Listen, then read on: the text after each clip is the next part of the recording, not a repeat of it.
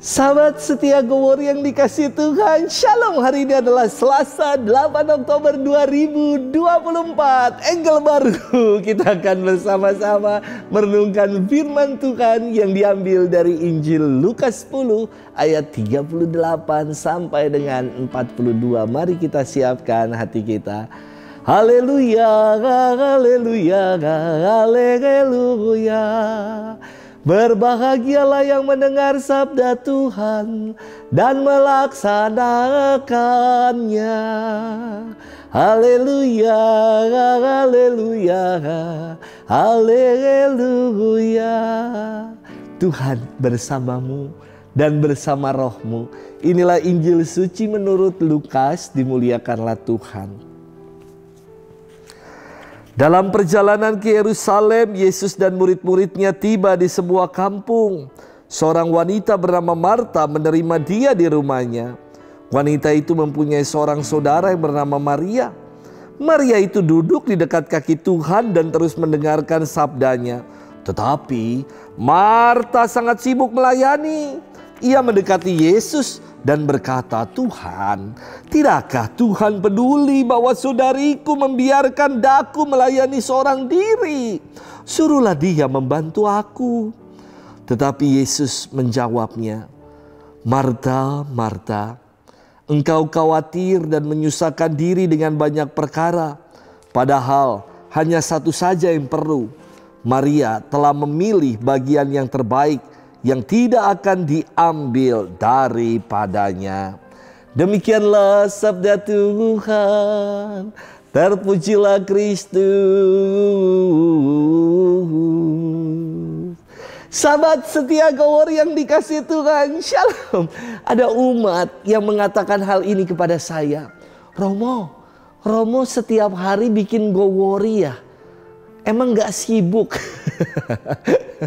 Di tengah kesibukan pelayanan, Romo ngatur waktunya bagaimana?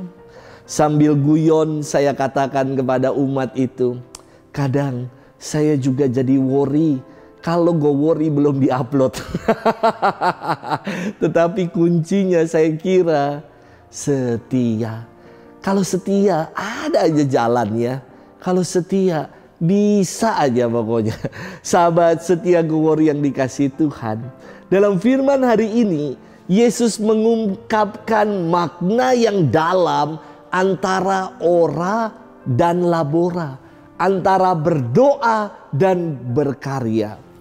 Marta dan Maria sebagai tuan rumah menyambut Yesus yang datang ke rumah mereka. Maria menyambut Yesus dengan menemaninya, setia mendengarkannya dan duduk bersama dengan Yesus. Sementara Marta menyambut Yesus dengan melayaninya. Manakah yang lebih baik? Keduanya sama-sama baik. Keduanya menjadi respons atau tanggapan dari keramahan tuan rumah terhadap tamu yang datang, terhadap Yesus dan para muridnya yang datang.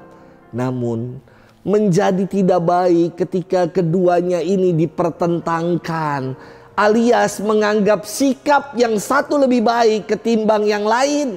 Inilah yang ada dalam pandangan Marta.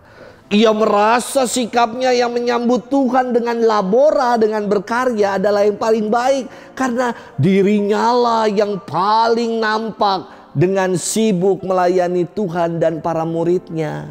Maka Marta menyatakan, melayangkan protesnya kepada saudaranya dengan mengatakan kepada Yesus, "Tuhan, tidakkah Tuhan peduli terhadap aku? Suruhlah saudariku ini membantu aku karena aku melayani seorang diri saja." Marta ngiri dengan yang dilakukan oleh Maria yang hanya duduk bersama dengan Yesus. Namun inilah yang dikritik oleh Yesus dengan mengatakan, "Marta, Marta, engkau sibuk dan menyusahkan diri, juga khawatir dengan banyak perkara. Padahal hanya satu saja yang perlu. Dan Maria telah mengambil bagian yang terbaik, yang tidak akan diambil daripadanya." Tentu Maksud sabda Yesus bukan menyepelekan perbuatan Marta yang melayani, bukan. Namun Yesus menghendaki agar Marta fokus pada perkara yang telah dipilihnya. Tidak usah iri pada peran orang lain. Dan jangan pula merasa peran yang kita buat, yang dilakoni sebagai yang terbaik. Dengan demikian, antara ora dan labora, antara menjadi pendengar sabda dan pelaksana sabda, haruslah berkaitan, jangan dipertentangkan.